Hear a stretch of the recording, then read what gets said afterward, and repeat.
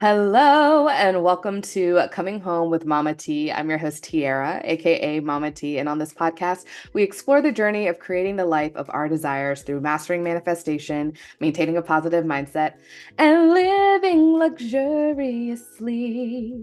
Today, we have a very special guest. We have Angela Gentile, and she is a speaker, educator, entrepreneur, and badass unicorn. She is a child-free millennial who is living a life outside of the box and status quo. Angela, welcome. Thank you so much for having or being here. Yeah, of course. Yeah. Having whatever. Yeah. Thank you. I appreciate it. I'm excited to chat with you. I love your energy. I love your vibe. I love your voice. Oh, thank you. Thank you. So, badass unicorn, what is that all about? I just think, okay, so let me give it some context, right? I think when you are the only person who of your kind, you can tend to get a lot of shit from people who don't understand your lifestyle. So I Mhm. say this all the time, when you're the only unicorn in a stable full of horses, of course you're going to seem weird. Of course it's going to seem crazy. Of course it's going to seem impossible to people who are not like you. So can I swear? I should have asked that Yes, before. yes, go for it. I was like, so get the fuck out of the stable and go do what unicorns are meant to do. You know what I mean? Stop hanging around horses. Yeah. So unicorn. I love it. I love that like giving permission to the self to like get out there and do what it is. I literally was on a call earlier that with a mentor and she was talking about how anytime someone will be like, oh, you can't do this. You can't be a multi-million dollar business owner by if you wake up at 11 o'clock in the morning or whatever. You have to wake up at 5 o'clock. And she was like, nah, whatever. So it's really like, what do we believe in and how do we want to like move forward in this life? And that's what we love talking about here. Same. So tell us a little bit more about like, what do you do and what's your gifts for the world? Ooh, I'm a like I said, a badass unicorn, but I think what I am put on this earth to do, to live my purpose, to help and inspire people to do the thing that is hard, that is challenging, that is what their soul is calling them to do. And I do a lot of coaching, I do a lot of storytelling, and just sharing my story of being almost 43, Mhm. being child free, unmarried. I have done nothing the way that you quote should.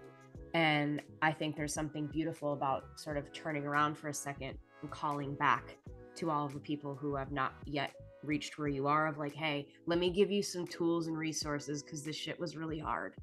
And I didn't do it with help or knowledge with my boomer toolbox that I was given from my parents. You know what I mean? I did Right. it hard and it sucks. And if I could share my story of what I've experienced and how I've gotten out of the trap of deference of what my mom told me to do, of the good girl and all that stuff. If I can give you some insight for your own survival guide, then that's a win. Then that's a win. Ooh, I love that. So, who is the kind of person that you love to work with? Um the person who's sick of their own shit. Yeah. Because I think you have to have that tipping point, right? You have to have that point where like you're self-aware enough to be like, if I continue to do this the way that I have been, I will stay exactly here.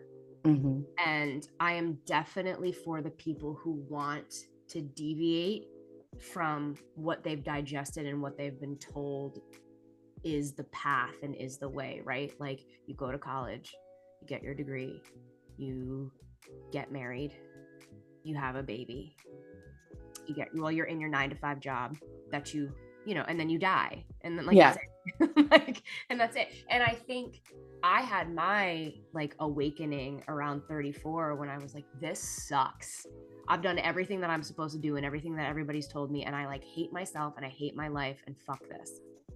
I don't want to do it. So I really want to be able to tap into and give some guidance and advice and some love and some like keeping it real with you, that you're not stuck and that there are so many other alternatives to living a life. There's not just one way to do this. And maybe the Right. way you're living right now might not feel fulfilling. So let's figure out what is fulfilling.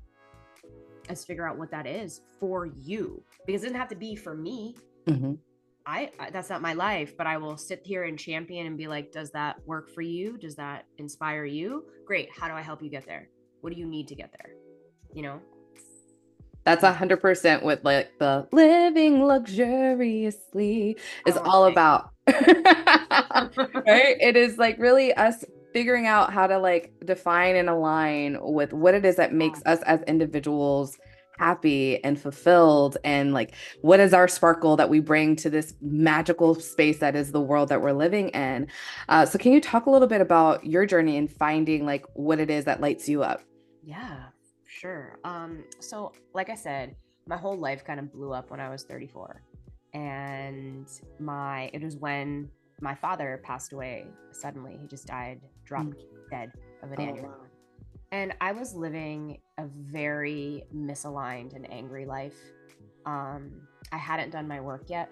Like Hmm. not, I was like casually reading Brene Brown, but it didn't really resonate with me because I had, Right. like I was just like swimming around in my like privilege of having nothing really horrible knock me down. Do you know what I'm Hmm. saying? And I was Yeah. in that place of like, it's everyone else's fault, you know?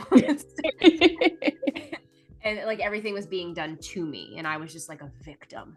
And Yes. I picked up victimhood from the women in my family, like real quick. So yeah, when he passed away and I had to like now suss out my own feelings and I couldn't hold grief and I couldn't hold the lying of like, this is fine to get Hmm. to.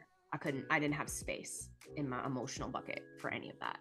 So I just had a real honest conversation with myself because I was like, I was so shook that in an instant, it could be done. It could be Hmm. over. And I was like, all right, if I could drop dead tomorrow, why am I spending 1 second of my life miserable, unhappy, unfulfilled?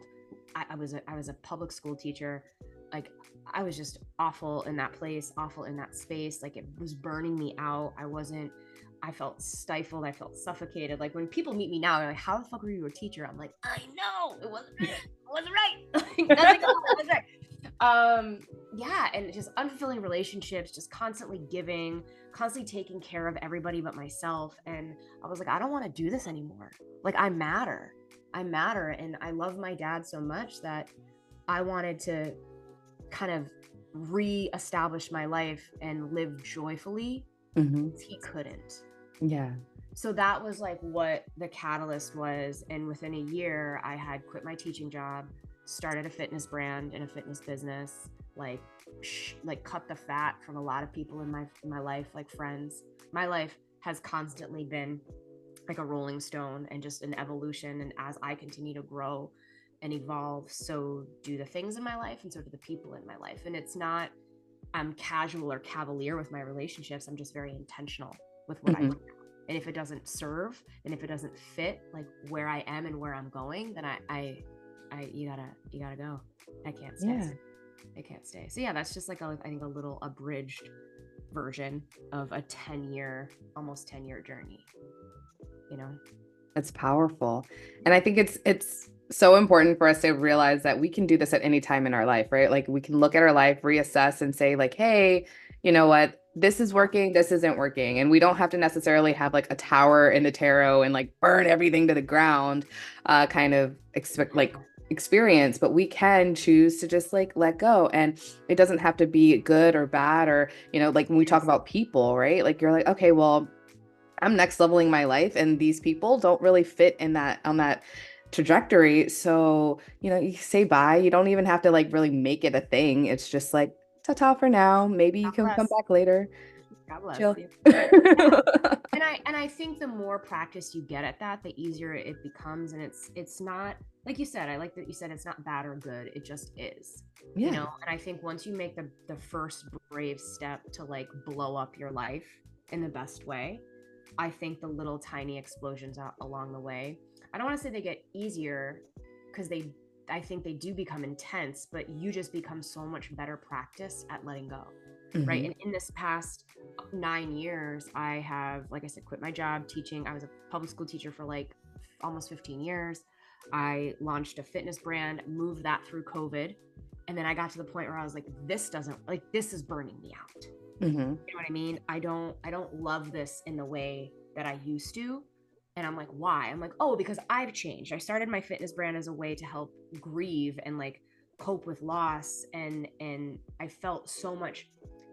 If you ever read, this is such a tangent, but I'll come back, I promise. I love it.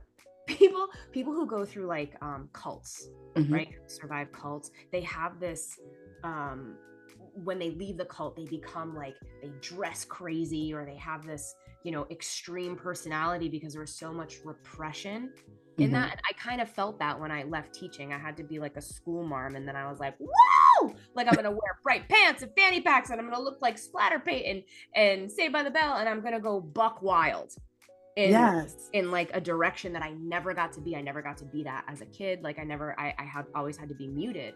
And then I think when that kind of ran its course, I was like, oh, there's an equilibrium here. Like I can still be wild and out of control, but I'm also very grounded, very centered, right? So Mm-hmm. there's an evolution that happens with that. So the fitness, I think, evolved into like, I still want to motivate people and I still want to coach, but I want to do more than just move your body. So that's now evolved into, I do speaking events, I do corporate training.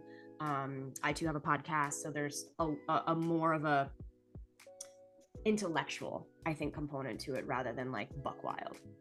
I Still love buck that. wild, but This like space for exploration, and that's what I really talk about in like my home membership community is yeah, like all right, this is our we're on our life's journey. We get to live life, and part of that is just that discovery, or what I like to think of as more like the remembering of like who the fuck we are, where do we want to be, what makes us happy, and allowing us to kind of like go through the journey of like, okay, this was making me happy for a little bit, and now I feel like I've next leveled, I've done something different, so let's like expand upon it, let's grow, and let's flow. And I love that you've like really lived out that process. yeah, thank you. I that's why I share the story, because we're not stuck. Yeah. It's not like, again, I bring up our boomer parents. It's not the world that they live in, where we have to get a job for 30 years and that's Mm-hmm. it, because there's only like 10 jobs in the town that we live in. Like you can literally make fucking money off of TikTok, like doing dances. You know what I'm saying? So Yeah. it's not, I wouldn't recommend like quitting. Like we could talk about if that's the fit for you, but like, you know, there's an infinite amount of possibilities that you can do, and you don't have to be tied to something, Yes. especially if it's making you unhappy. Because I tend to look at it, it's like, yeah, it's paying you and you have stable income, but what is it costing you? Mm-hmm. It's costing you time. It's costing you your good collagen in your skin, because that, let me tell you, that has a shelf life. It's costing you your sleep, your mental health. It's costing you intimacy in your relationships and your friendships. Like what's worth it to you? Is Mm-hmm. $150,000 a year, is that worth your health? Is that worth the unfulfilling relationships? Like what, you got to kind of do a cost analysis here, because I don't know, maybe it's not. Maybe there's something else. Right? Maybe there is. And we get to explore that. And I love that. So I know in your bio it says that you do NLP coaching. Can you talk a little bit about that? Yeah, so we come with a default programming, right? And a lot of this is based on how we were raised. We were given tools from our parents, who were given tools from their parents, and so on and so forth. So, like, your generational toolbox and your default operating system has been passed down. And if I can give you an analogy, right? If we're all like in the iPhone age now, Mm-hmm. your default operating system might be like the old school telephone, where you had to call the operator and she would put the plugs in the thing to make the call. Do you know what I'm saying? So Yeah. sometimes what we're given is no longer working and doesn't match where we currently are in our life and where we want to go. So when we're opening up our toolbox, there's like a Pez dispenser and nothing that we find useful moving Mm-hmm. forward. And it isn't anybody's fault. It's just what we've been given, All And then right. as a result, we create a lot of narratives about ourselves. We create a lot of one-liners of our worthiness, of our capabilities, of what is right and what is wrong, right? We almost become indoctrinated into someone else's interpretation of who we are. Mm-hmm. And when we start growing and we start having experiences, we're like, well, wait a second, this doesn't fit what I've been told or what my default programming wants me to believe. And then we create a friction. And that can be manifesting in all kinds of ways, right? Like we can be burnt out at work. We can have explosive anger. We could have extreme anxiety. We could have, overeating. And it can manifest in a very different way when we're unsure of how to make sense of those feelings and those narratives and that programming. So what I do is to help get to the root of that default operating system. Like, who gave that to you? Where did that come from? Where was the genesis point? What does it really mean? What can we put in its place? How do we heal this? What comes up when we do this? And how do we sort of rewire ourselves in a new way, in our control as this grown ass adult version in control of our own life, not the younger version of us who was given something that no longer works. Mm-hmm. So yeah, it really is like a comprehensive way to look at the patterns of your life, because everything is just holding up a mirror until you get the goddamn message. Oh, yes. Oh, yes. It's like yeah. Dating. There's like the one that I always bring up. It's like when you feel like you're dating the same person over and over again, even though it's like a completely different human being, you're like, okay, but like I'm doing the same thing. And so until we get that, like look at the mirror and actually see ourselves in it, then we realize, okay, we do have some radical responsibility to take in this situation. Until I change my value, like how I view myself, my worthiness, what I'm actually looking for, all of the things, nothing's going to change in my life. Yeah. Yeah, I should also say, like, I didn't even define, sorry, I got really excited to talk about it. Yeah. NLP just stands for neuro-linguistic programming. So when our brain has these neural pathways which create like stimulus response, right? Stimulus response narrative. And a lot of times it's very internal, and it can create like external situations that don't necessarily work for us because we're choosing based off of that old hardwiring, that old stimulus and response. What we have to do is like reprogram a new neural pathway of stimulus. And instead of like my neural pathway and my like programming was like, you're not enough. So every time something happened, I was like, well, you're a fucking sack of shit and you're not enough anyway. So don't worry about it. So how do I find a situation that can be triggering instead of going right back into that pattern? How do I create now a new pattern from my own programming that I can now add to my toolbox instead of that old, outdated, ancestral, generational bullshit? Oh yeah. It's big work. And I come at it from like the belief codes kind of perspective.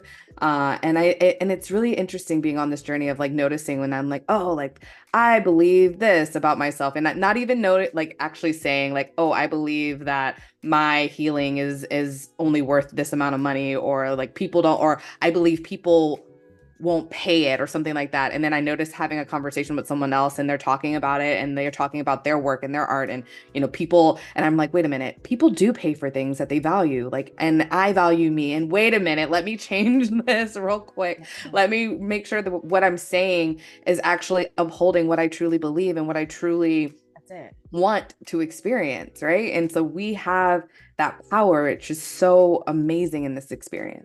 Yeah, because then otherwise we're out of alignment and we're full of shit. Like if you're sitting here saying like, I value my health and well-being, okay, just because you're sitting on you go to yoga twice a week, and I'm not knocking that, that's a great opportunity, but how else are you spending your resources? And your resources are your time, your energy, your money. It's not just like, I do this thing to check a box. Like, are you casting your whole self in this? Are you committing to this in the same way that you say that you are?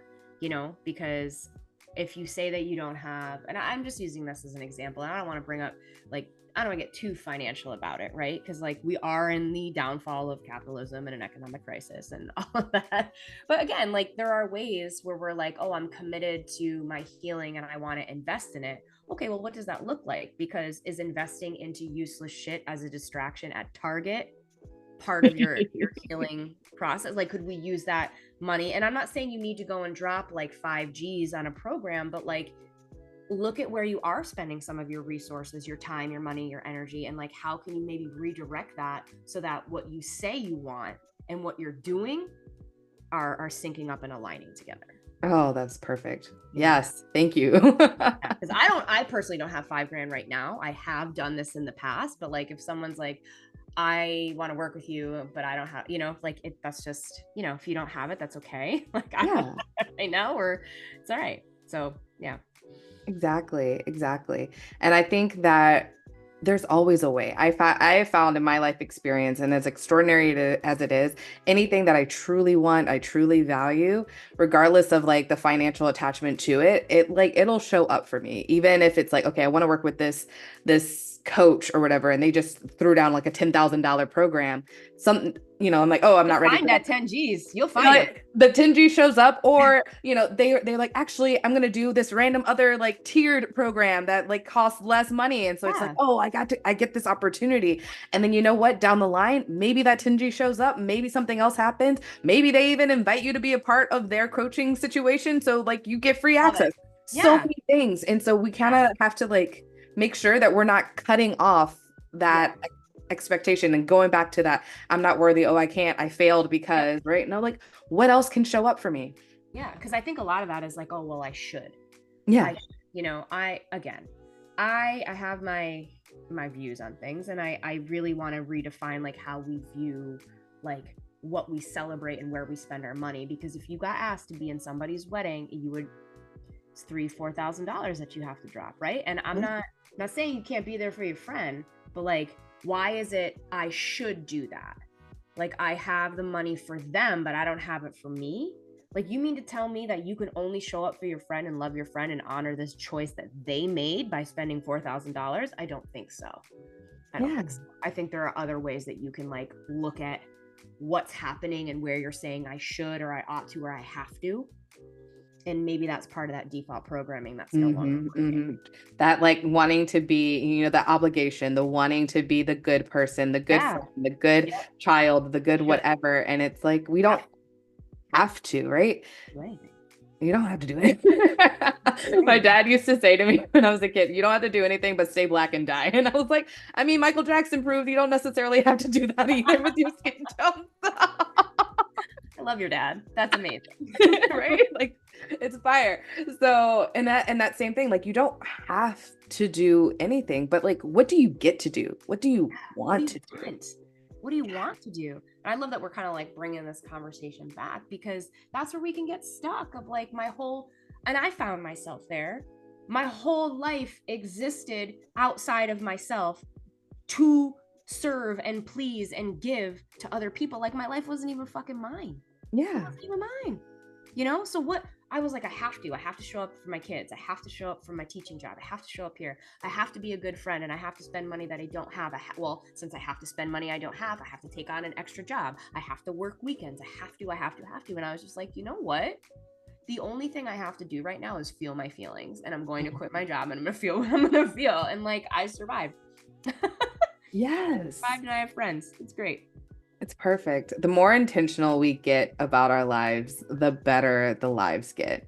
Yeah, because there's no rule book that says you have to do things this way. Or I think it's about finding your value set and like what your core beliefs are and aligning that to other people. Because if you don't believe that being a friend is spending money that you don't have, then find friends who also believe that too. Because otherwise, you're going to be in relationships where there's like a mismatch of values and there's going to be expectations that will not be met. And there's going to be resentment that comes up as a result, either from you on their end or whatever. And you're going to feel resentful to yourself that you compromised what you believe to be true and what you like find joy in and feel safe and supported in. And you're going to compromise that and you'll feel resentful to yourself for compromising your own boundaries and your own values.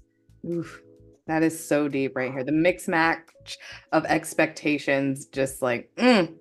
that's so juicy, friends. Yeah. It happens to dating all the time, right? You're right. Like I need to be married by 33 years old. Yeah, that didn't happen. Yeah, do you know what I mean? Like, oh, I'm 38, I'm old, nobody's gonna want me. I should just take the next person who shows up, even if they're not aligned. And like, well, he doesn't do this, and this, but what? Like, who cares? Like, what are your non-negotiables? If he's not doing all these things and you're like allowing it, you've compromised your values and your needs time and time again just to have some idea and some fantasy. And then you're going to be so fucking resentful in that relationship. That relationship ain't going to last. And mostly you're going to be resentful at yourself. Right. So, yeah. Beautiful. That's perfect. I love it. I love it. Thank you so much for all of Yeah. this goodness. I think it's time to switch Yeah. over to a tarot reading.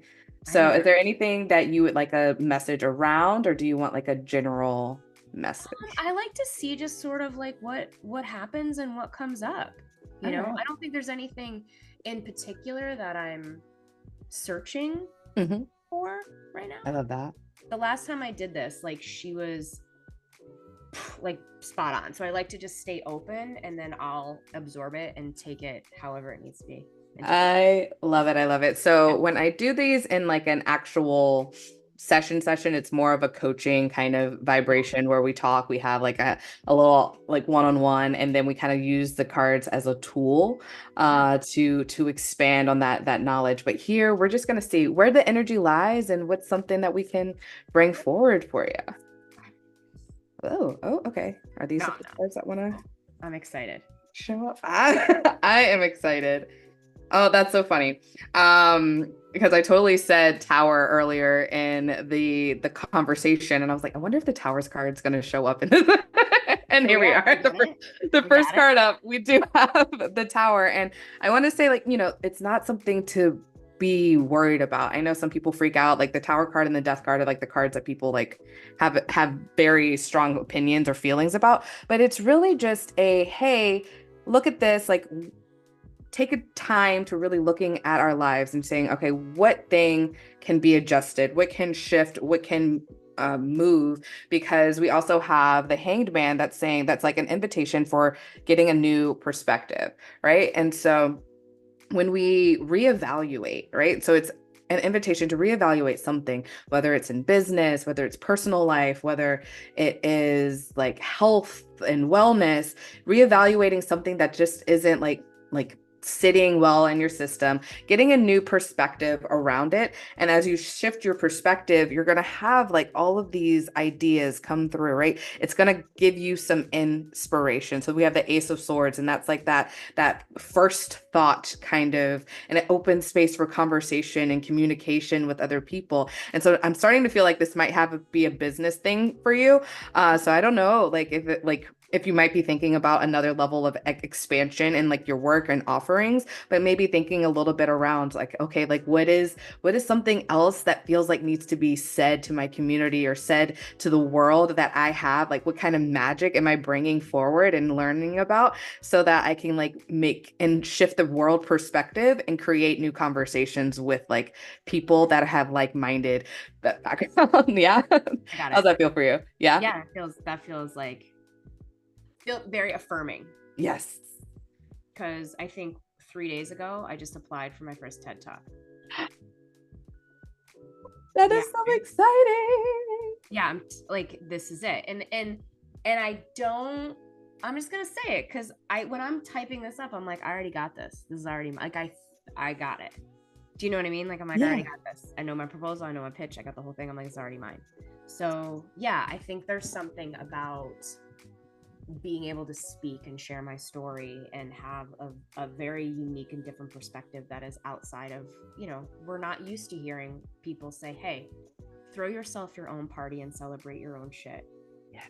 It's okay if you're not married. It's okay if you don't have kids and you're still worthy of joy. Here are some things that I've done in my life to celebrate all the things that make me happy, you know?